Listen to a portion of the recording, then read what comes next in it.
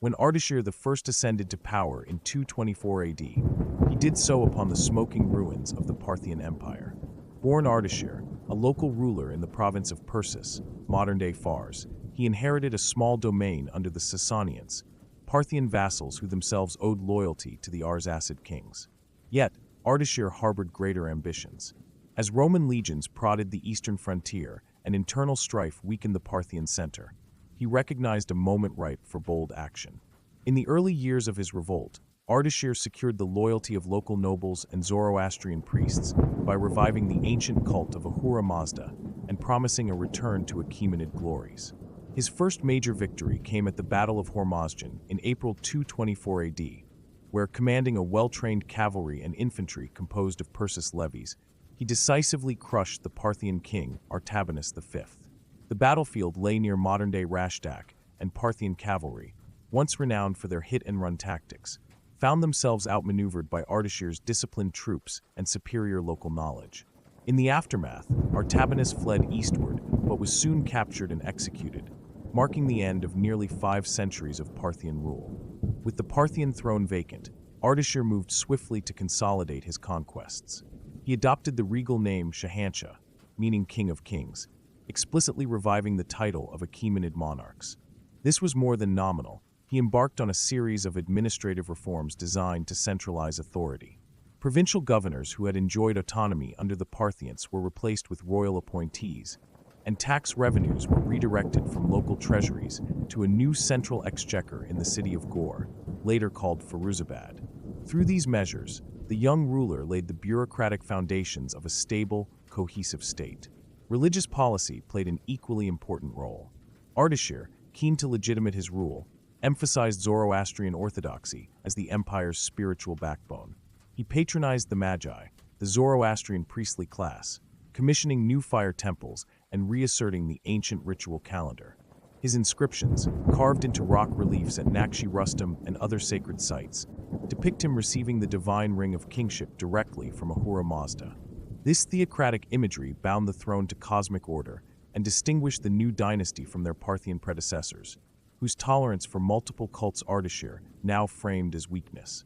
Diplomatically, Ardashir navigated complex relations with the Roman Empire to his west. Under Emperor Alexander Severus, Rome was itself consumed by internal challenges and external pressures along the Rhine and Danube. Seizing the opportunity, Sassanian armies under Ardashir raided eastern Mesopotamian provinces, annexing key cities such as Nisibis and Kari. Though these incursions stopped short of a full-scale war, Alexander Severus negotiated an uneasy peace in 242 AD. The raids demonstrated the new dynasty's intention to reclaim lands once held by Cyrus and Darius. Urban development accompanied military and religious innovations. Ardashir founded his new capital at Ardashir Quora, modern-day Firuzabad, a planned city laid out with a circular design reflecting Zoroastrian cosmology.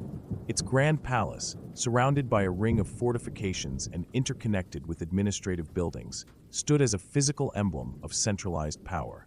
Roads radiated outward, linking the capital to other Sassanian centers and ensuring efficient military mobilization. By the time of his death in 240 AD, Ardashir I had transformed a regional Persian leader into the sovereign of an empire stretching from the Persian Gulf's shores to the fringes of Media. His reign set in motion a golden age of Persian resurgence. The Parthian system of feudal lords was supplanted by centralized administration. The diverse religious landscape was unified under state-sponsored Zoroastrianism, and the Sassanian Shahanshahs would, for the next 4 centuries, stand as Rome's most formidable rival. In sowing these seeds, Ardashir forged not merely a rebellion's fleeting triumph, but a dynasty destined to reshape late antique geopolitics and culture. When Shapur I succeeded his father Ardashir I in 240 AD, the Sassanian Empire had already emerged as a potent rival to imperial Rome. Shapur inherited an administration still forming its identity, but he would expand upon his father's foundations with bold military campaigns and shrewd statecraft that firmly established Sassanian Persia as the dominant power of the Near East. Early in his reign, Shapur turned his attention to Rome's eastern provinces, where political instability and overextended legions offered opportunity. In 242 AD, he launched incursions deep into Mesopotamia, overrunning the Roman fortress cities of Carrhae and Nisibis. These victories were not merely raids, but the preludes to full-scale war. Imperial forces under Gordian III marched east in 243 AD to reclaim lost territory, but found themselves ambushed in the Battle of Mesech. The crushing Roman defeat forced Gordian's own death, whether in battle or assassination remains debated, and marked the first time a Roman emperor perished at Persian hands. Emboldened, Shapur pressed his advantage, besieging Antioch in 253 AD. Though he could not permanently hold Syria, the sack of Antioch sent shockwaves through the empire. Christian martyr accounts tell of Shapur's permission for the faithful to ransom captives, suggesting his recognition of the region's religious complexities and his willingness to exploit them for political gain. Shapur's most famous triumph came in 260 AD at the Battle of Edessa. There, Emperor Valerian led a massive army to the Euphrates, intending to restore Roman dignity. Instead, logistical missteps and Shapur's feigned retreats lured Valerian into a swampy plain near Edessa. Immobilized and surrounded, the Romans collapsed. Valerian was captured alive, the only Roman emperor ever to become a prisoner of war, and paraded through Ctesiphon's streets in Sassanian triumph. Though sources differ on his ultimate fate, the event cemented Shapur's reputation as King of Kings, unrivaled in martial prowess. Yet Shapur was more than a conqueror. He understood that lasting empire required cultural patronage and economic integration. He built upon Ardashir's capitals at Firuzabad and Ctesiphon, commissioning grand palaces and audience halls. His bas-reliefs at Nakshi Rustam and at Bishapur illustrate not only Persian victory, but also guests from distant lands such as Roman dignitaries, Indian princes, and Arab chiefs, paying tribute or engaging in diplomacy. The city of Bishapur itself, laid out in a grid reflecting Greek urban planning, marks Shapur's eclectic vision of a multi-ethnic empire. To administer such a domain, Shapur refined the imperial bureaucracy. He elevated the office of the Wuzir Framadar, or Grand Vizier, entrusting it with oversight of provincial governors. He standardized coinage by issuing silver drams bearing his bust and Zoroastrian symbolism, such as fire altars and winged crowns, ensuring that Sassanian currency circulated widely across trade routes into Arabia and Central Asia. Religiously, Shapur maintained Zoroastrian supremacy but showed tolerance to other faiths. His court housed Manichaean and Christian envoys, and rock inscriptions portray him also as patron of the cult of Ahura Mazda. This broad-minded approach allowed merchants and artisans of diverse backgrounds to ply their crafts in Sassanian cities, fueling commerce in silk, spices, and pearls. By the end of Shapur's reign in 272 AD, the empire had swelled from the Persian Gulf to the Caucasus, and from the Indus frontier to the Syrian plains. Though some western territories were recaptured by Rome under Emperor Aurelian, the Sassanian resilience Shapur forged proved enduring. He left behind an empire not merely enlarged by conquest, but consolidated through administration, cultural innovation, and religious patronage, qualities that would define the Sassanian Golden Age. The death of Shapur I in 272 AD ushered in a tumultuous interlude marked by rapid successions, court intrigues, and renewed threats from Rome. His son, Hormizd I, inherited a realm that, despite its recent triumphs, now faced internal and external crises. Hormizd's brief reign, lasting only 8 months, offered scant time for consolidation. According to contemporary sources, he reversed several of Shapur's harsh policies, including the release of Roman prisoners and a moderated religious stance toward Christians, hinting at a desire for stability over triumphalism. Yet his sudden death, perhaps from illness or political assassination, underscored the fragility of the royal succession. Hormizd's younger brother, Bahram I, ascended amid factional rivalry.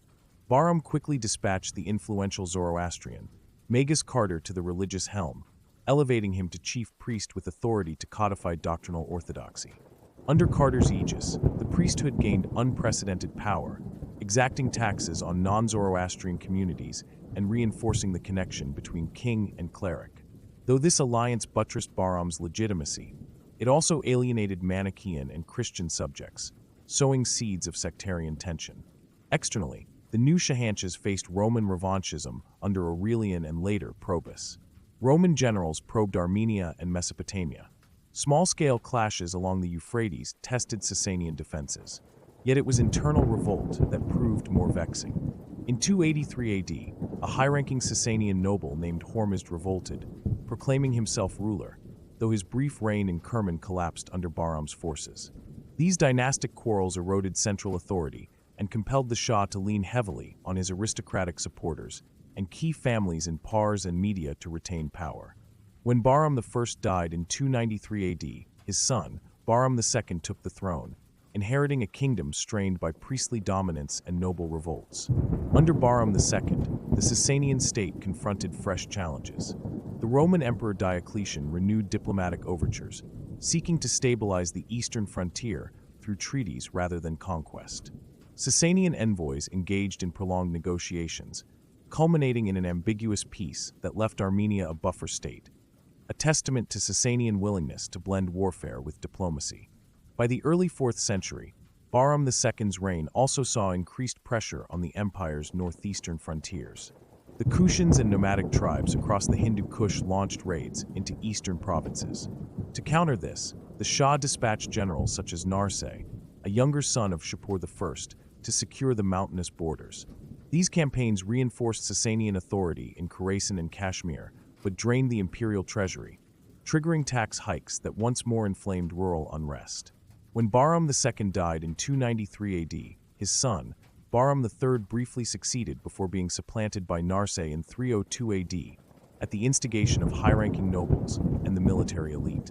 Narseh's accession marked a return to Shapurian pragmatism.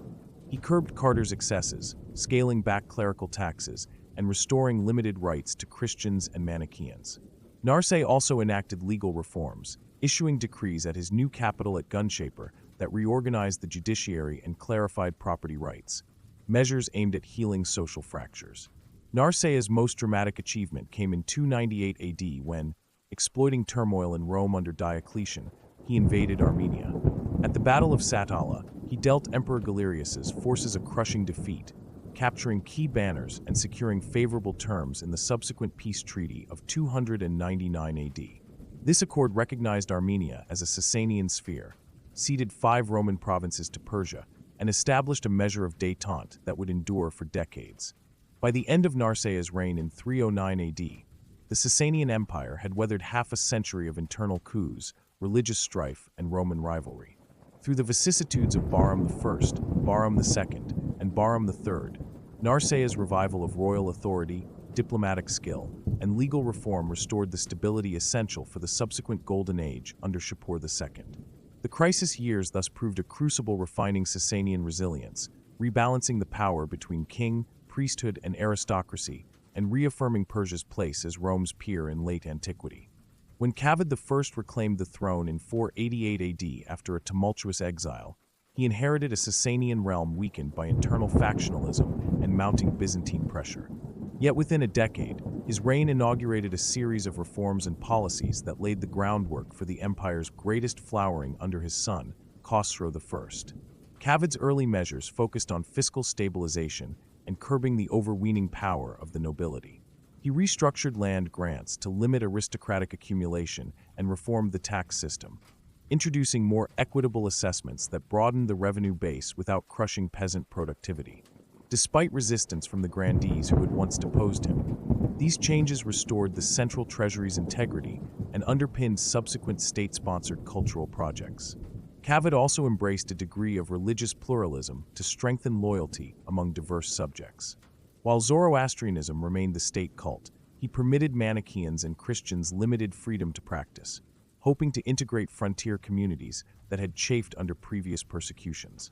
This pragmatism eased tensions along the eastern and western borders, where missionary activity among Armenians, Mesopotamian Arameans, and Central Asian Sogdians might otherwise have fostered separatism. The real apogee of this golden age arrived with Khosrow I's ascent in 531 AD. Known to Byzantines as Khosrows, he immediately embarked on a grand program of administrative, military, and cultural innovation. Recognizing that governance demanded both capable officials and efficient structures, Khosrow revamped the imperial bureaucracy. He divided the empire into 4 large frontier regions, each governed by a marzaban or margrave with both civil and military authority, and strengthened the office of the Wuzurg Framadar, ensuring that policies crafted in Ctesiphon were effectively implemented throughout Azerbaijan, Media, Pars, and Khorasan. Khosrow's military reforms secured Persia's borders for decades.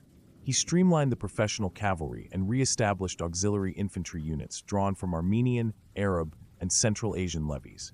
By improving road networks and establishing fortified relay stations, he ensured rapid troop movements across vast distances, from the Caucasus passes to the marshlands of Mesopotamia, making Persian field armies more responsive during crises. Patronage of scholarship and the arts became a hallmark of Khosrow's reign. He founded the Academy at Gunshapur, which brought together Persian, Greek, and Indian scholars under one roof. There, physicians translated Galenic and Ayurvedic treatises, mathematicians exchanged ideas on astronomy, and theologians debated theological doctrines. This intellectual cross-pollination produced advances in medicine, such as cataract surgery techniques, and the compilation of encyclopedic works that would later influence both Islamic and Byzantine science. Architecturally, Khosrow embarked on grand building projects that symbolized the empire's renewed vigor. He embellished the palace complex at Ctesiphon with the famous Tak Kasra arch, commissioned lavish audience halls adorned with silken hangings, and rebuilt fire temples decorated with intricate stucco reliefs.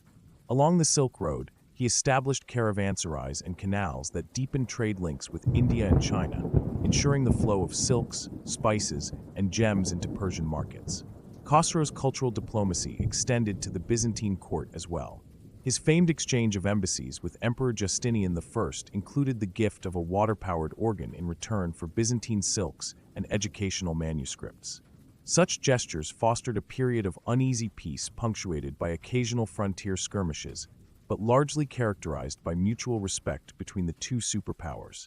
By the end of Khosrow I's reign in 579 AD, the Sassanian Empire had achieved unparalleled territorial stability and cultural dynamism.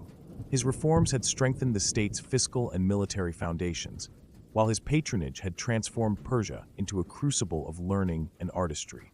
This golden age demonstrated the empire's capacity not only to withstand external pressure, but to blossom into a leading center of human achievement in the late antique world.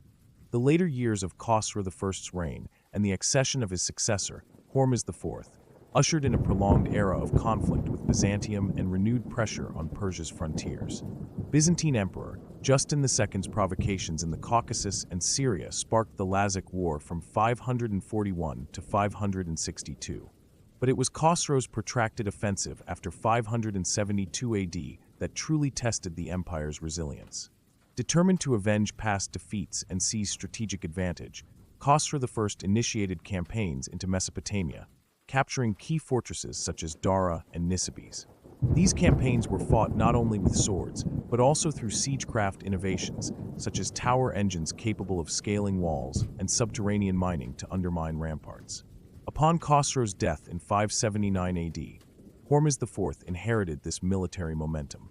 With Armenia restive and the Hephthalites stirring in the east, he divided his forces between multiple fronts. In the Caucasus, General Vardan III Mamikonian led Armenian auxiliaries in valiantly holding the passes against Byzantine-backed Iberians. In Mesopotamia, Persian legions battered through Cilician gates and laid siege to long-contested cities, such as Martyropolis. Despite initial successes, Hormizd's harsh taxation to fund these wars, combined with his persecution of Christian subjects, particularly the Nestorians, provoked internal dissent. Rebellions in Khorasan and unrest among the powerful Parsig and Pahlav noble factions weakened Hormizd's position, culminating in his overthrow in 590 AD in favor of his son, Khosrow II.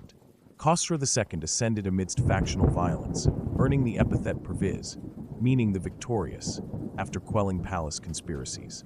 Sensing Byzantine instability under Emperor Maurice, whose own unpopular campaigns alienated troops, Khosrow II seized the opportunity to launch his grand reconquest. In 602 AD, he captured Maurice's family during a Persian advance and executed the emperor in Constantinople, sparking outrage and providing Byzantium a rallying cry.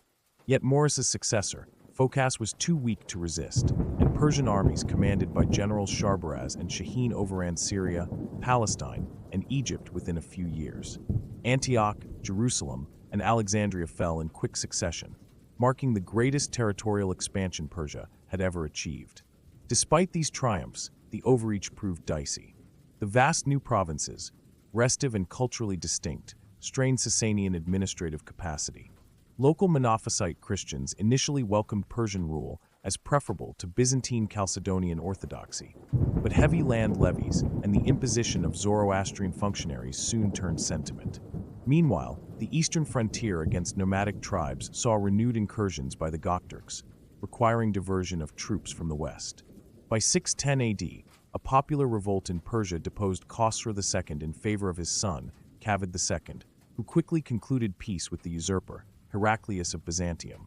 The resulting treaty, though it restored borders to their pre-war lines, mandated the return of Christian captives and rescinded Persian control of Egypt and Syria. Exhausted by protracted fighting and plagued by palace upheaval, Persia now confronted a resurgent Byzantine emperor determined to reclaim lost provinces.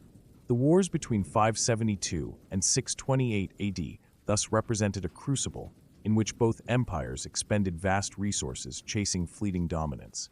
Persia's initial victories under Khosrow II showcased the empire's military prowess and its capacity to exploit Byzantine weakness.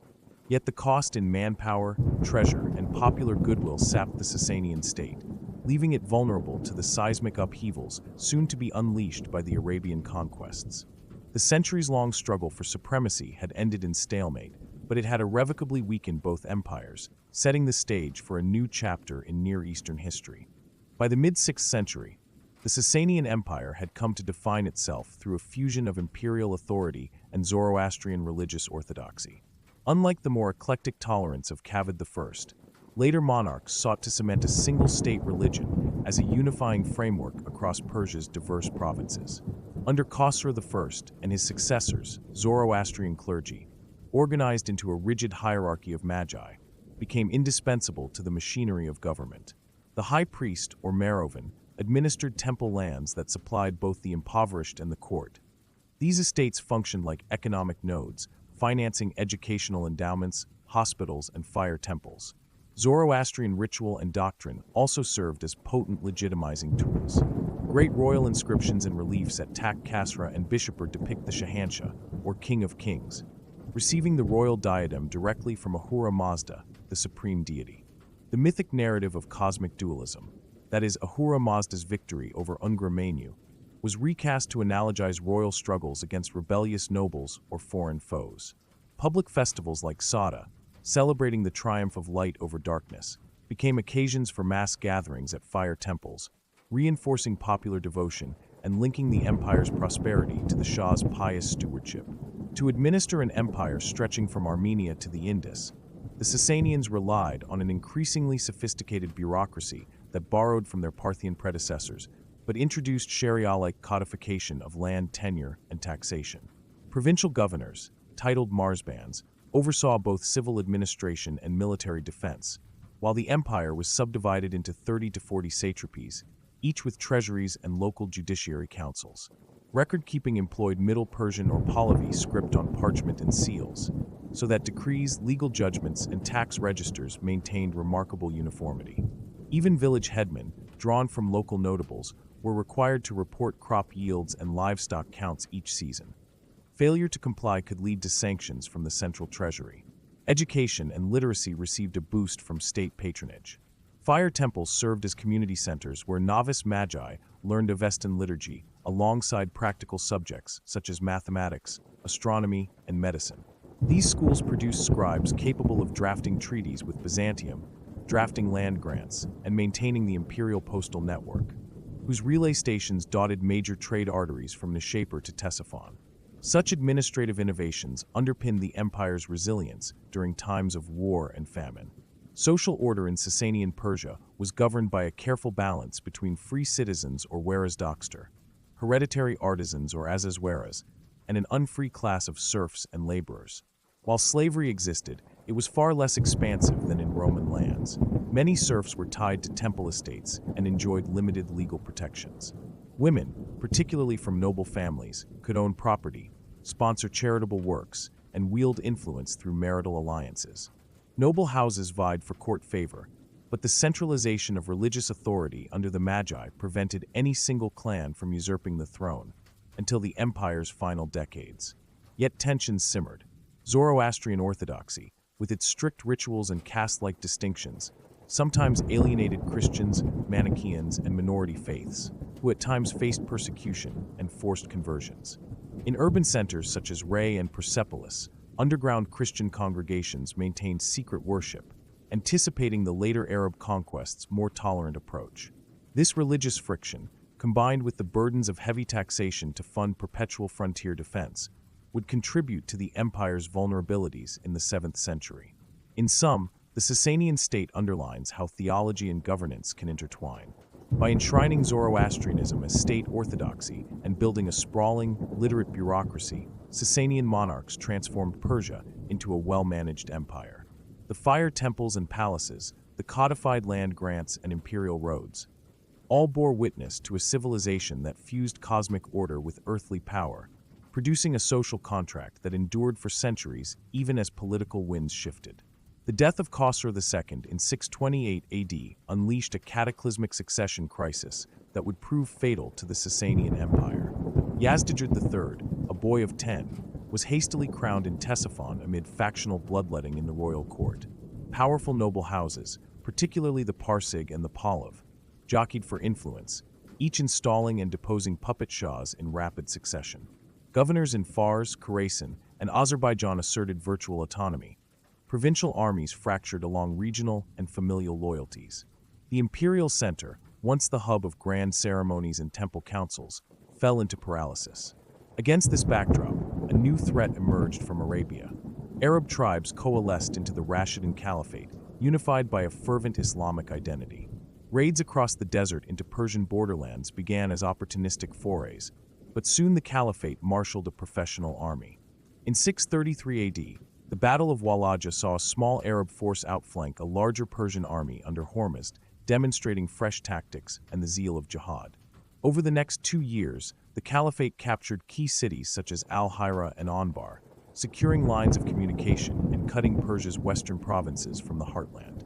Yazdegerd III, now barely in his teens, relied on generals like Rostam Farrukhzad to stem the tide. At the fateful Battle of Qadisiyah in 636 AD, Persian cavalry charged Arab lines repeatedly, yet faltered under fierce resistance and superior maneuverability. Rostam himself fell in combat, triggering a rout that opened the Euphrates corridor to the invaders. Ctesiphon stood next, besieged in 637 AD. Yazdegerd III fled east to the Sassanian strongholds of Media and Khorasan, leaving the crown and treasury behind. From these eastern refuges, the young Shah made vain attempts to rally local princes and restore order. He convened councils of magi and provincial nobles, promising tax relief and restoration of temple lands, but distrust ran deep. Some local rulers, wearied by decades of fiscal pressure and exhausted by Byzantine-Persian wars, negotiated separate truces with the Arabs. Others quarreled among themselves, seeing Yazdegerd's cause as lost. In 642 AD, at the Battle of Nihevand, often called the Victory of Victories by Arab chroniclers, a coalition of Persian forces under Farrukhzad suffered a devastating defeat. The governor of Khorasan, Muslim bin Uqba, pursued Yazdegerd from city to city, Ray, Isfahan, and Merv, seeking to capture the last Sassanian king. In 651 AD, at the oasis of Marwal Ardashir, Yazdegerd III was reportedly murdered by a local miller or bandit, ending the line that had begun with Ardashir I 4 centuries earlier. The fall of the Sassanian Empire was not merely the result of external conquest, but also of internal collapse. The fracturing of the nobility, incessant palace coups, and alienation of non-Zoroastrian communities all undermined the empire's capacity to present a united front. By the time Arab armies arrived, Persia's administrative and military apparatus lay in ruins. Yet the legacy of Sassanian governance endured. Persian administrative techniques, coinage systems, legal codes, and cultural motifs were assimilated into the Islamic caliphates. Fire temples became mosques, but many retained the distinctive vaulted architecture.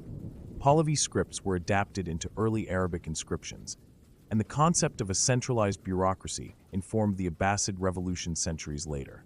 Yazdegerd III's tragic end thus marked both the collapse of an empire and the transplantation of its civilization into a new Islamic era. Though the Sassanian Shahanshahs vanished, their dynasty's achievements in statecraft, art, and religion would live on in the lands of medieval Persia and beyond.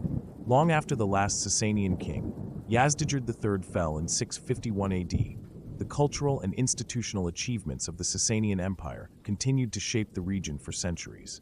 As the new Islamic caliphates absorbed former Sassanian territories, they found in Persian lands a sophisticated administrative apparatus, an urbanized society steeped in Zoroastrian tradition, and vibrant artistic schools.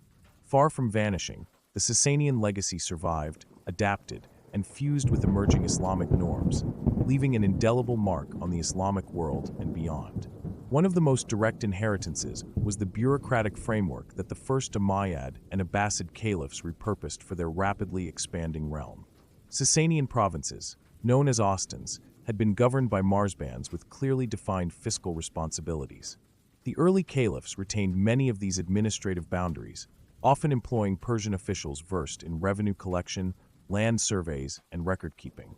Persian scribes proficient in courtly Persian and Middle Persian or Pahlavi script were enlisted to manage the Diwan registers, the treasury archives, and the newly instituted postal relay stations, which formed the backbone of early Islamic governance. Accompanying these structures was the art of taxation.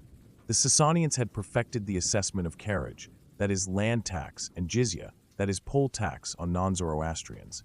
These practices found resonance in the Islamic fiscal system. While Islamic jurists reinterpreted these levies in religious terms, the Sassanian models provided practical templates for land surveys, tax farming contracts, and emergency famine relief.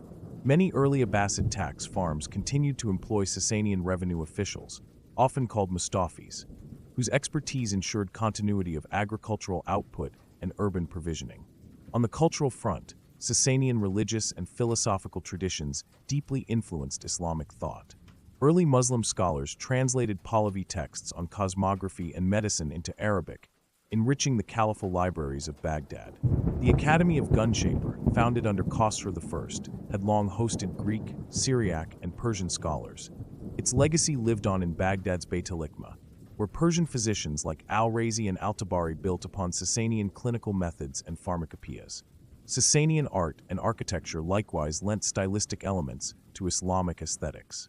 The Great Arch of the Tak Kasra at Ctesiphon provided an architectural prototype for the horseshoe-shaped iwans of Seljuk madrasas and Timurid monuments. Persian artisans introduced stucco relief methods, mosaic glazes, and inlaid metalwork that appeared in Umayyad mosques at Damascus and in the palaces of the Abbasid caliphs. The characteristic Persian garden, fourfold, walled, with intersecting water channels, became the model for Islamic Chahar Bagh courts from Andalusia to India, symbolizing paradise on earth. Literature and court culture also bore Sassanian imprints. The Persian epic of Sanaim later codified pre-Islamic lore, but its roots trace back to Sassanian court performances recounting heroic kings and cosmic battles. The custom of royal patronage for poets and storytellers passed into Islamic courts. The Abbasid celebration of Persian verse at Majlis gatherings echoes Sassanian court assemblies. Titles such as Shahanshah survived in Persianate kingdoms long after the Arabs had become dominant, reinforcing a sense of continuity and legitimacy. Perhaps the most enduring legacy lay in the Persian language itself.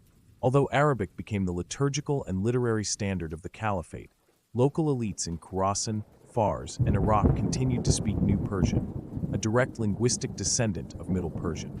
By the 9th century, Persian re-emerged as a prestigious language of poetry and administration, culminating in the flourishing of figures like Ferdowsi and Nizami. The very revival of Persian identity under Islamic rule owed much to Sassanian cultural confidence. Even beyond Persia, Sassanian influences threaded through the Byzantine Empire's borderlands. Byzantine court ceremonies and garments incorporated Persian motifs. The famed Silk Road bore Sassanian silks, whose patterns inspired Byzantine brocades. In Central Asia, the spread of Manichaean and Zoroastrian converts created communities that would later interact with Turkic and Mongol polities, carrying Sassanian mythic and administrative legacies to the far reaches of the Silk Road. In sum, the Sassanian Empire's collapse under the Arab conquests did not mark an end but a transformation. Its institutions were adopted and refashioned into the foundations of Islamic governance. Its art and architecture blossomed into new forms across the medieval world. Its intellectual traditions infused Islamic medicine and philosophy, and its language renaissance ensured that Persian culture would remain a vibrant force for centuries. The Sassanian imprint on Islamic Persia and beyond stands as a testament to an empire whose innovations outlasted its own political demise, shaping the contours of a new civilization that drew deeply on its royal past. Thank you for journeying with Ancient Odyssey through the rise, brilliance, and ultimate fall of the Sassanian Empire. From Ardashir's founding revolt to Khosrow's golden age, and finally Yazdegerd's desperate last stand, we've witnessed how a realm of fire temples and imperial splendor gave way under the twin pressures of internal discord and sweeping new faith. If you've enjoyed riding these waves of history, be sure to like, subscribe, and ring the bell. Until our next expedition into antiquity's grand tapestry, stay curious, stay bold, and keep exploring the empires that shaped our world.